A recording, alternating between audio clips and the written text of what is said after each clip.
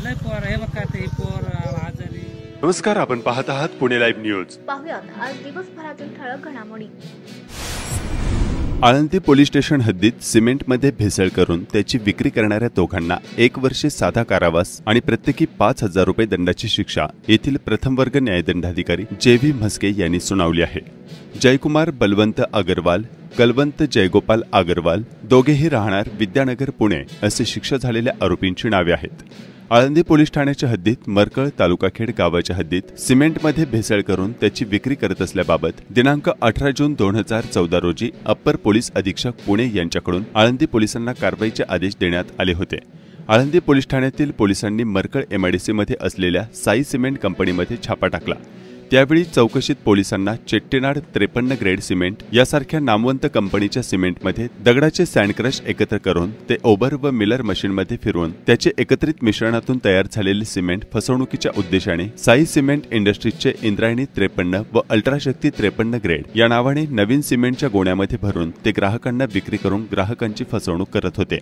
Alandi police ठाण्यात मोहनलाल किशनचंद अगरवाल, जयकुमार बलवंत अगरवाल, कलवंत जयगोपाल अगरवाल तिघेही राहणार विद्यानगर पुणे यांच्या विरोधात फसवणुकीचा गुन्हा दाखल करण्यात आला होता. दरम्यानच्या काळात तिसरा आरोपी मोहनलाल किशनचंद अगरवाल हे मयत झाले होते. हा खटला राजगुरुनगर येथील प्रथम वर्ग न्यायदंडाधिकारी JV म्हस्के यांच्या कोर्टात सुरू होता. सरकारी पक्षाच्या वतीने सहाय्यक सरकारी अभियोक्ता प्रज्ञाधर बाळके आणि विशाल डोळस यांनी 5 साक्षीदार तपासले. सिमेंट भेसळ केल्याप्रकरणी जयकुमार बलवंत अगरवाल आणि कलवंत जयगोपाल अगरवाल यांना दोषी धरण्यात आले. या दोघांनाही 1 वर्ष साधा कारावास आणि प्रत्येकी 5,000 रुपये दंडाची शिक्षा सुनावली आहे. खेड तालुक्यातील 1.5 TMC क्षमता असलेल्या कळमोडी धरणातून बुधवार दिनांक 2 एप्रिल 2025 रोजी आराळा नदीपात्रात पाणी सोडण्यात आले आहे. चासकमान धरणाच्या पुनर्भरणासाठी हा विसर्ग करण्यात आला आहे. वरिष्ठांच्या आदेशाने सकाळी 7:30 वाजता पाणी सोडण्यात आल्याचं धरण प्रशासनाने सांगितले आहे. या धरणातील विसर्गामुळे कळमोडी, कहो, कोयाळी, चिखलगाव, साकुर्डे आदी भागात जाणाऱ्या आराळा नदीच्या पात्रात पाणी सोडल्यानं शेती आणि पिण्याच्या पाण्याची उपलब्धता संबंधित गावांना होणार आहे. आळंदी येथे इंद्रायणी नदीच्या काठावर एका व्यक्तीकडे पिस्तूल असल्याची माहिती पोलिसांना मिळाली. त्यानुसार पोलिसांनी गिरिराज चिम्मनराम बैरवा वय वर्ष 35 राहणार आळंदी मूळ राहणार राजस्थान याला ताब्यात घेतले. त्याची झडती घेतली असता त्याच्याकडे 50,000 रुपये किमतीचे एक पिस्तूल आढळून आले. पोलिसांनी पिस्तूल जप्त करत गिरिराज याला अटक केली.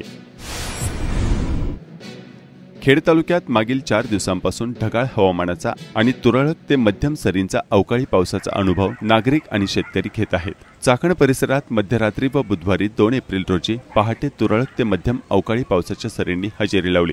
त्यानंतर शहरातील वीज पुरवठा मध्यरात्री बंद झाला. तो वीज पुरवठा पहाटे पूर्ववत झाला. तुरळक अवकाळी पावसाने वीज वितरणच्या मर्यादा स्पष्ट झाल्याचा अनुभव नागरिकांनी घेतला. खेड तालुक्यात वाढते औद्योगिकीकरण आणि शहरीकरण यामुळे जमीन खरेदी आणि बंगला फ्लॅट अशी मालमत्ता खरेदी करणाऱ्यांची संख्या प्रचंड वाढली आहे. 1 एप्रिल 2024 ते 31 मार्च 2025 अशा आर्थिक वर्षभरात तालुक्यातील 3 दुय्यम निबंधक कार्यालयातून एकूण 40,834 दस्त नोंदणी करण्यात आली. यामधून शासनाला मुद्रांक शुल्क पोटी 284 कोटी 83 लाखांचा महसूल वर्षभरात मिळाला. तसेच 31 कोटी रुपये नोंदणी फी रूपाने जमा झाल्याची माहिती दुय्यम निबंधक SR परदेशी यांनी दिली आहे. खेड तालुक्यात 3 दुय्यम निबंधक कार्यालयापैकी राजगुरुनगर येथील तहसीलदार कार्यालयाच्या परिसरातील दुय्यम निबंधक कार्यालय क्रमांक 1 मध्ये आर्थिक वर्षभरात 10,423 दस्त नोंदणीतून 42 कोटी 86 लाखांचे मुद्रांक शुल्क आणि 9 कोटी 89 लाख रुपये नोंदणी फीच्या माध्यमातून जमा झाले. चाकण दुय्यम निबंधक कार्यालय क्रमांक 2 मध्ये आर्थिक वर्षात सर्वाधिक दस्त नोंदणी झाली आहे. येथे 18,411 दस्त नोंदणी होऊन 150 कोटी 42 लाख मुद्रांक शुल्क तर 13 कोटी 47 लाख नोंदणी फीच्या माध्यमातून जमा झाल्याची माहिती दुय्यम निबंधक तेजदेव काटे यांनी दिली आहे.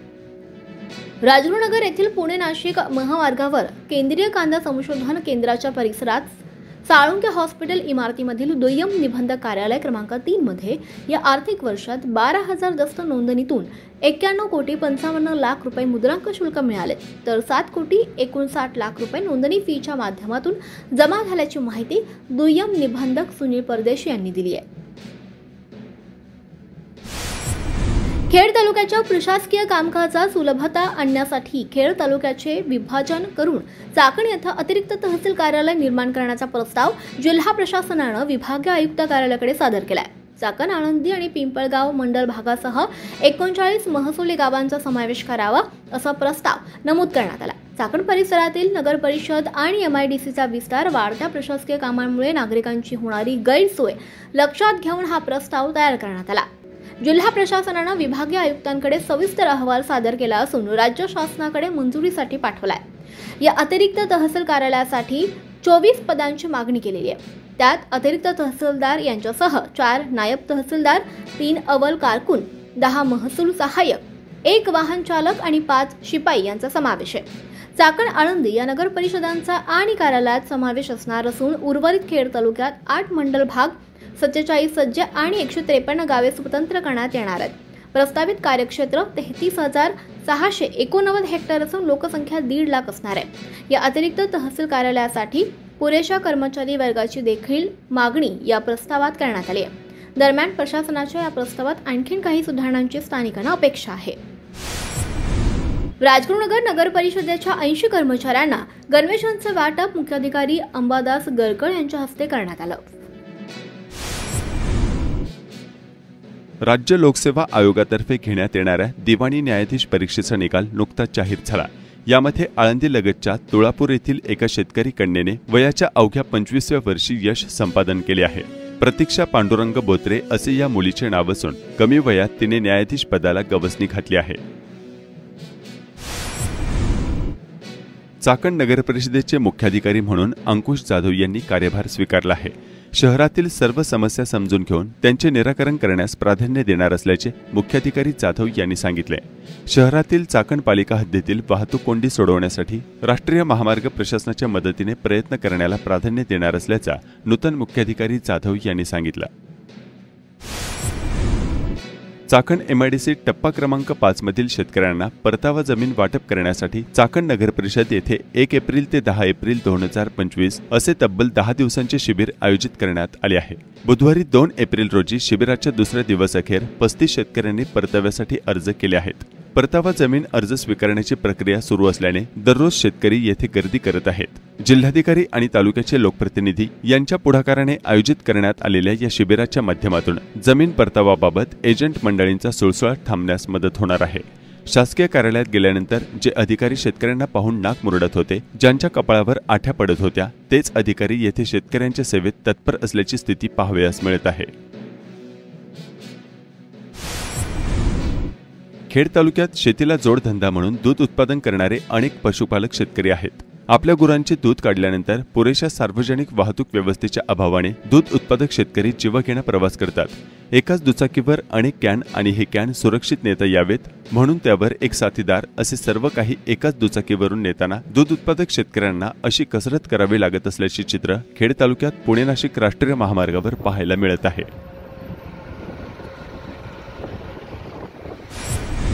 चाकण शिक्रापूर रोडवर मेदनकरवाडी फाटा ते कडाचीवाडी पर्यंत रस्त्याच्या बाजूला खोदकाम केल्यानंतरचा राडारोडा आणि कचऱ्याचे ठिकठिकाणी ढिगारे मोठ्या प्रमाणावर साचले असल्याचे चित्र सध्या पाहावयास मिळत आहे।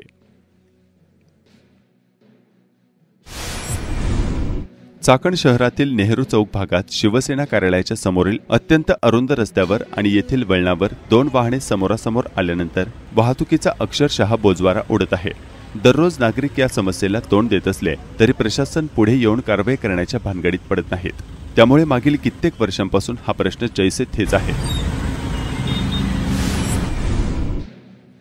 होलेवाडी तालुका खेड येथील ग्रामदैवत मळूआई मंदिराची वास्तुशांती, मूर्ती प्राण प्रतिष्ठापना व कलशारोहण कार्यक्रम हजारो भाविकांच्या उपस्थितीत भक्तिमय वातावरणात आणि उत्साहात संपन्न झाला। ग्रामस्थांच्या लोकवर्गणीतून सुमारे 3 कोटी रुपये खर्चून मळूआई देवीचे मंदिर उभारण्यात आले आहे। या मंदिराचा कलशारोहण सोहळा मोठ्या उत्साहात पार पडला। खेड कृषी उत्पन्न बाजार समितीच्या चाकण येथील महात्मा फुले मार्केटमध्ये बुधवारी 2 एप्रिल 2025 रोजी कांद्याची आवक गडगडली। कांद्यावरील निर्यात शुल्क हटवल्यानंतर देखील कांद्याला अपेक्षित भाव मिळत नसल्यानं आणि 2 दिवसांपासून अवकाळी पावसाने वक्रदृष्टी दाखवल्यानं शेतकऱ्यांनी शेतातच कांदा झाकून ठेवला आहे। त्यामुळे ऐन हंगामात कांद्याची निश्चांकी आवक होत आहे। कांद्याची आवक गडगडली असली तरी कांद्याच्या दरात फारशी सुधारणा झाली नाही। शेतकरी आणि बाजार समिती प्रशासनाने काय सांगितलंय पाहूयात। प्रभू किसन दिघे, प्रभू किसन दिघे, गाव कोणतं? कोयाळे बांधून किती कांदा आणला होता? 125 पिशवी। 125 पिशवी आणली होती. काय भाव मिळाला?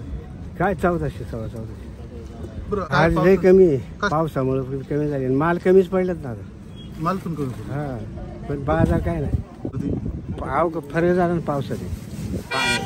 आता काय नाही, आपले झाकून बिकून ठेवले। आज चाकण बाजारामध्ये 7000 पिशव्यांची आवक झाली असून 3500 क्विंटल आवक आहे। बाजारभाव 1200 ते 1780 रुपये बाजारभाव निघालेला असून अवकाळी पावसामुळे कांदा या शेतीमालाची आवक कमी झालेली आहे। तसेच केंद्र सरकारच्या दरसोड धोरणामुळे शेतकरी वर्गात नाराजी आहे। शेतकऱ्यांना खूप अपेक्षा होती की कालच्या एक तारखेला बाजार वाढतील, परंतु शेतकऱ्यांचा हिरमोड झाला असून शेतकरी वर्ग खूप चिंतित आहे। त्याच्यामुळे आजची चाकण बाजारात आवक कमी झालेली आहे। नमस्कार, आपण पाहत आहात पुणे लाईव्ह न्यूज।